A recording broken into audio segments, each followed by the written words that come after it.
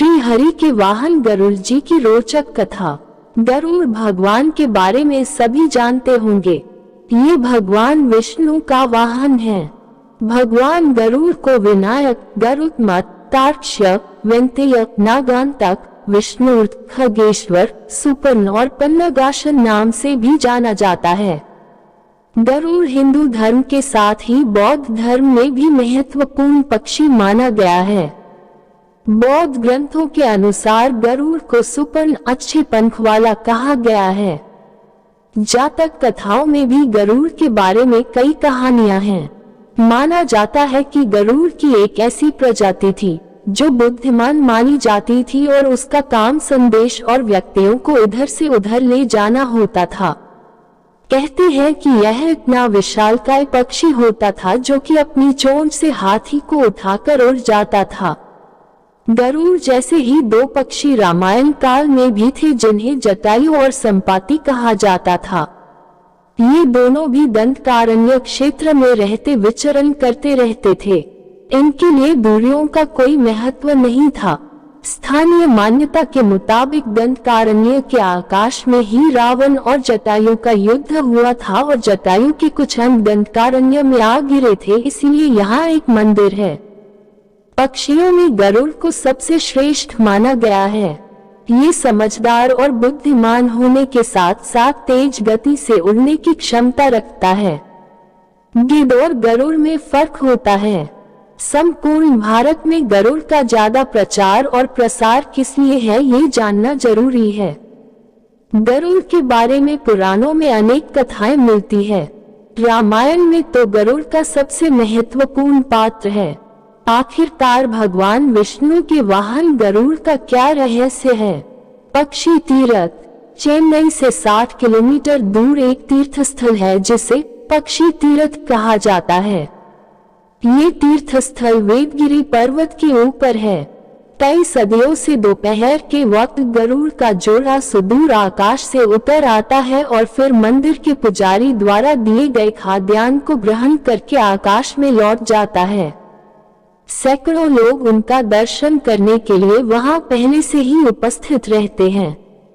वहां के पुजारी के मुताबिक सतयुग में ब्रह्मा के 8 मानस पुत्र शिव के शाप से गरुड़ बन गए थे।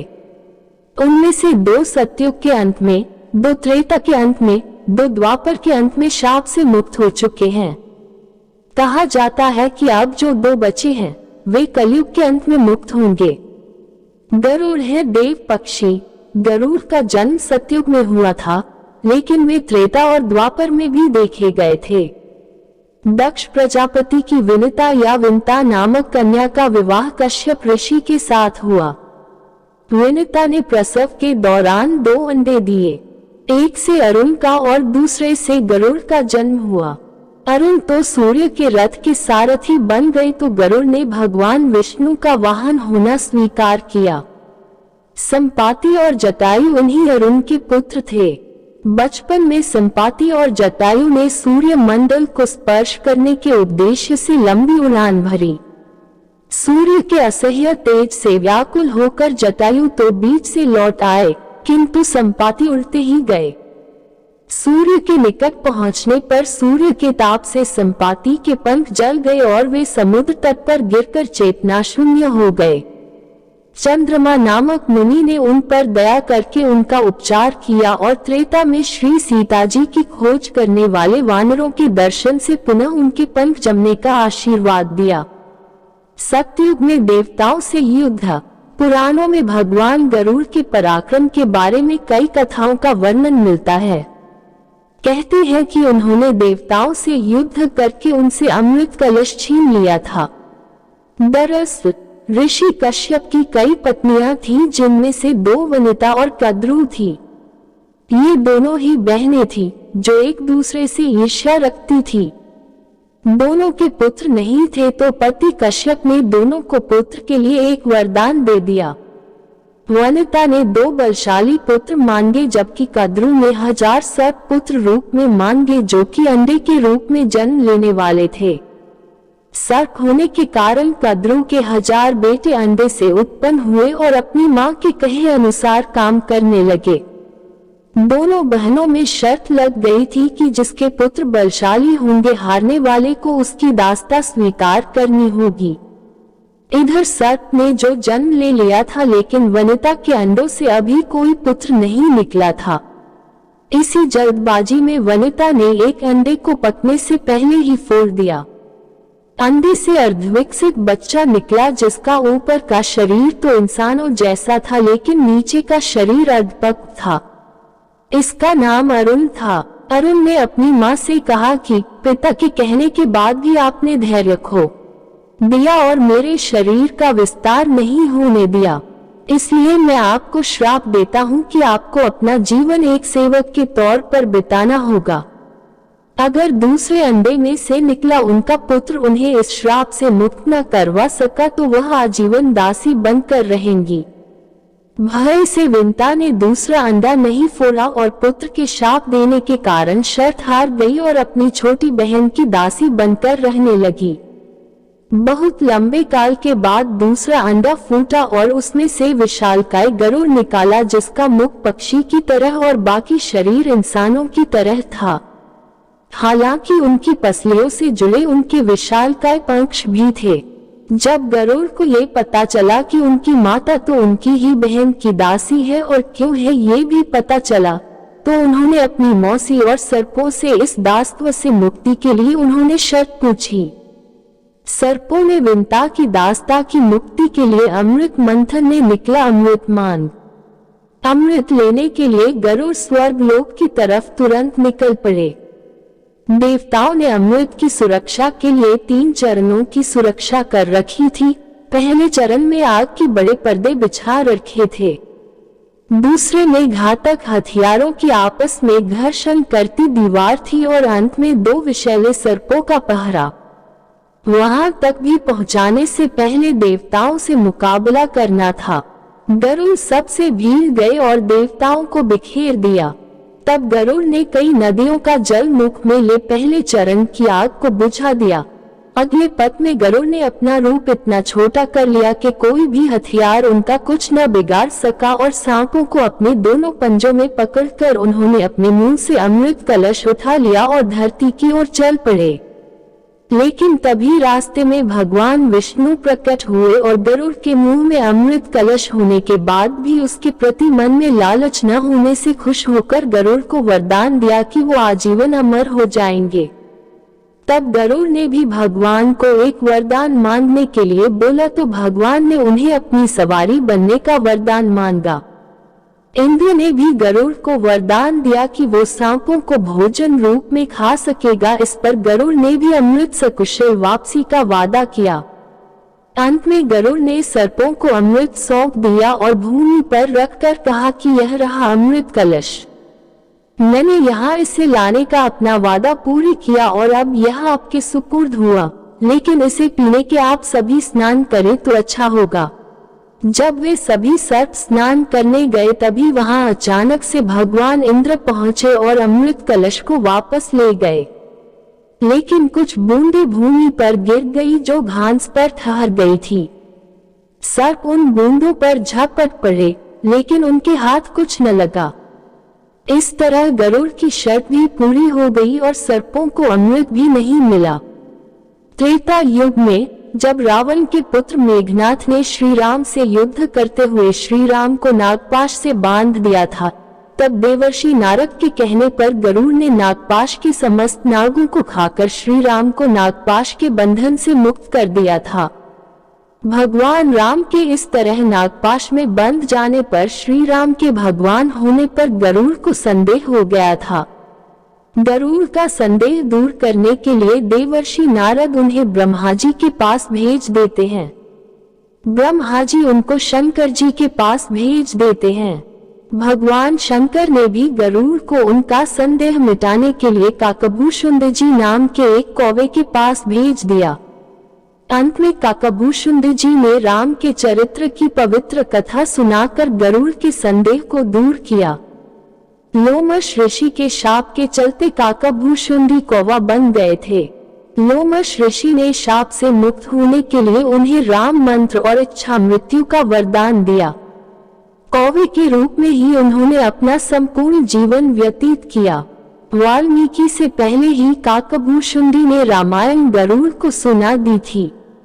इससे पूर्व हनुमान जी ने संपूर्ण रामायण पाठ लिखकर समुद्र में फेंक दी थी। वाल्मीकि श्री राम के समकालीन थे और उन्होंने रामायण तब लिखी जब रावण वध के बाद राम का राज्याभिषेक हो चुका था। हनुमान जी ने तोड़ दिया था गरुड़ का अभिमान। भगवान श्री कृष्ण को विष्णु का अवतार माना जाता है।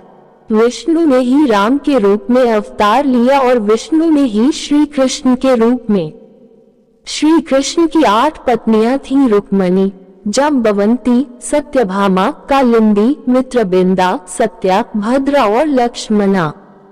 इसमें से सत्यभामा को अपनी सुंदरता और महारानी होने का घमंड हो चला था, तो दूसरी ओर सुदर्शन चक्र खुद को सबसे शक्तिशाली समझता था और विष्णु वाहन गरुड़ को भी अपने सबसे तेज उड़ान भरने का घमंड था।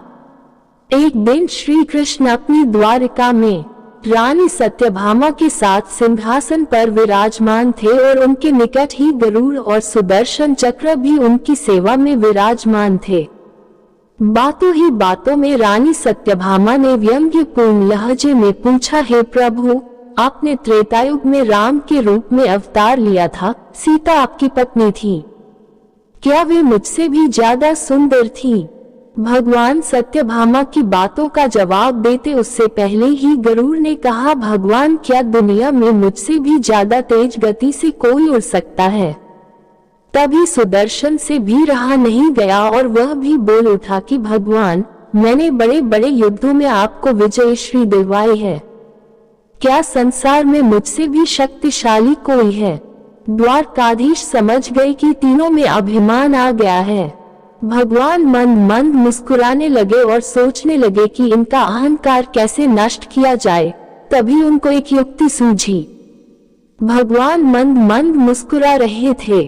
वे जान रहे थे कि उनके इन तीनों भक्तों को अहंकार हो गया है और इनका अहंकार नष्ट होने का समय आ गया है।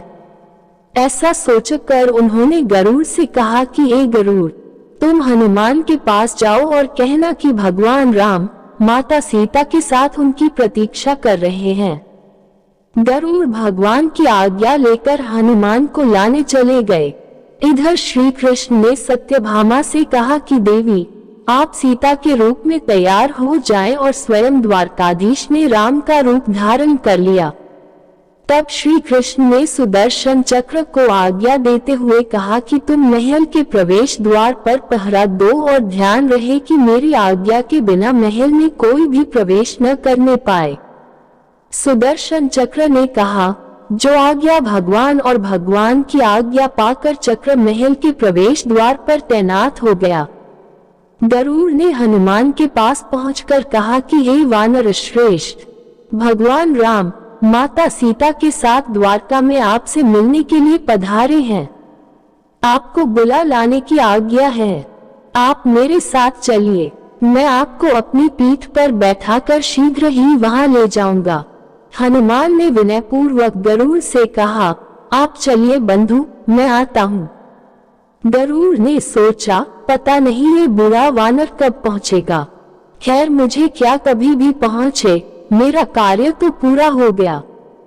मैं भगवान के पास चलता हूँ। ये सोचकर गरुड़ शीघ्रता से द्वारका की ओर उड़ चले। लेकिन ये क्या, महल में पहुंचकर गरुड़ देखते हैं कि हनुमान तो उनसे पहले ही महल में प्रभु के सामने बैठे हैं। गरुड़ का सिर लज्जा से झुक गया। तभी श्री राम के रूप में श्री कृष्ण ने हनुमान से कहा कि पवन पुत्र, तुम बिना आज्ञा के महल में कैसे प्रवेश कर गए? क्या तुम्हें किसी ने प्रवेश द्वार पर रोका नहीं? हनुमान ने हाथ जोड़ते हुए सिर झुकाकर अपने मुंह से सुदर्शन चक्र को निकालकर प्रभु के सामने रख दिया।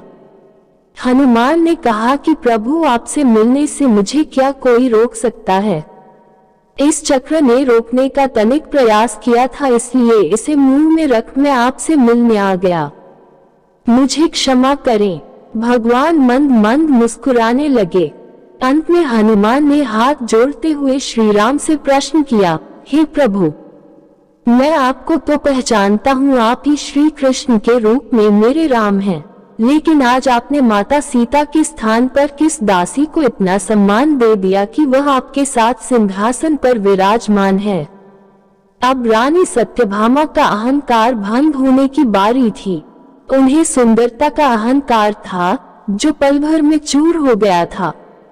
रानी सत्यभामा, सुदर्शन चक्र व गरुड़ तीनों का गर्व चूर चूर हो गया था। वे भगवान की लीला समझ रहे थे। तीनों की आंखों से आंसू बहने लगे और वे भगवान के चरणों में झुक गए। भगवान ने अपने भक्तों के अहंकार को अपने भक्त हनुमान द्वारा ही दूर किया। अद्भुत लीला है प्रभु की। गरुड़ घंटी का महत्व है। मंदिर के द्वार पर और विशेष स्थानों पर घंटी या घंटे लगाने का प्रचलन प्राचीन काल से ही रहा है। ये घंटी या घंटियां 4 प्रकार की होती हैं। 1. गरुड़ घंटी, 2. द्वार घंटी, 3. हाथ घंटी और 4. घंटा। 1. गरुड़ घंटी। गरुड़ घंटी छोटी सी होती है जिसे एक हाथ से बजाया जा सकता है। 2. द्वार घंटी, ये द्वार पर लटकी होती है। ये बड़ी और छोटी दोनों ही आकार की होती है। 3. हाथ घंटी, पीतल की ठोस एक गोल प्लेट की तरह होती है जिसको लकड़ी के एक गद्दे से ठोककर बजाते हैं। 4. घंटा, ये बहुत बड़ा होता है, कम से कम 5 फुट लंबा और चौड़ा। इसको बजाने के बाद आवाज कई किलोमीटर तक चली जाती है। हिंदू, बौद्ध, जैन और सिख घरों में आपको गरुड़ घंटी मिल जाएगी। हिंदू और जैन घरों में तो यह विशेष तौर पर गरुड़ के आकार की ही होती है। छोटी और बड़ी सभी आकार की यह घंटी मिल जाएगी। गरुड़ ध्वज, महाभारत में गरुड़ ध्वज था। प्राचीन मंदिरों के द्वार पर एक ओर गरुड़ तो दूसरी ओर हनुमान जी की मूर्ति आविष्ठित की जाती रही है। घर में रखे मंदिर में गरुड़ घंटी और मंदिर के शिखर पर गरुड़ ध्वज होता है। गरुड़ भारत का धार्मिक और अमेरिका का राष्ट्रीय पक्षी है। भारत के इतिहास में स्वर्ण युग के रूप में जाना जाने वाले गुप्त शासकों का प्रतीक चिन्ह गरुड़ ही था। कर्नाटक के होयसल शासकों का भी प्रतीक गरुड़ था। गरुड़ इंडोनेशिया, थाईलैंड और मंगोलिया आदि में भी सांस्कृतिक प्रतीक के रूप में लोकप्रिय है। इंडोनेशिया का राष्ट्रीय प्रतीक गरुड़ है। वहाँ की राष्ट्रीय एयरलाइंस का नाम भी गरुड़ है। इंडोनेशिया की सेनाएं संयुक्त राष्ट्र मिशन पर गरुड़ नाम से जाती है। इंडोनेशिया पहले एक हिंदू राष्ट्र ही था। थाईलैंड का शाही परिवार भी प्रतीक के रूप में गरुड़ का प्रयोग करता है। थाईलैंड के कई बौद्ध मंदिर में गरुड़ की मूर्तियां और चित्र बने हैं। मंगोलिया की राजधानी उलानबाटर का प्रतीक गरुड़ है। गरुड़ पुराण, गरुड़ नाम से एक व्रत भी है। गरुड़ नाम से एक पुराण भी है। गरुड़ पुराण में मृत्यु के पहले और बाद की स्थिति के बारे में बताया गया है। हिंदू धर्मानुसार जब किसी के घर में किसी की मौत हो जाती है तो गरुड़ पुराण का पाठ रखा जाता है। गरुड़ पुराण में 19,000 श्लोक कहे जाते हैं, किंतु वर्तमान समय में कुल 7,000 श्लोक ही उपलब्ध हैं। गरुड़ पुराण में ज्ञान, धर्म, नीति, रहस्य, व्यवहारिक जीवन, आत्मा, स्वर्ग, नरक और अन्य लोकों का वर्णन मिलता है। इसमें भक्ति, ज्ञान, वैराग्य, सदाचार, निष्काम कर्म की महिमा के साथ यज्ञ, दान, तप, तीर्थ आदि शुभ कर्मों में सर्वसाधारण को प्रवृत्त करने के लिए अनेक लौकिक और पारलौकिक फलों का वर्णन किया गया है।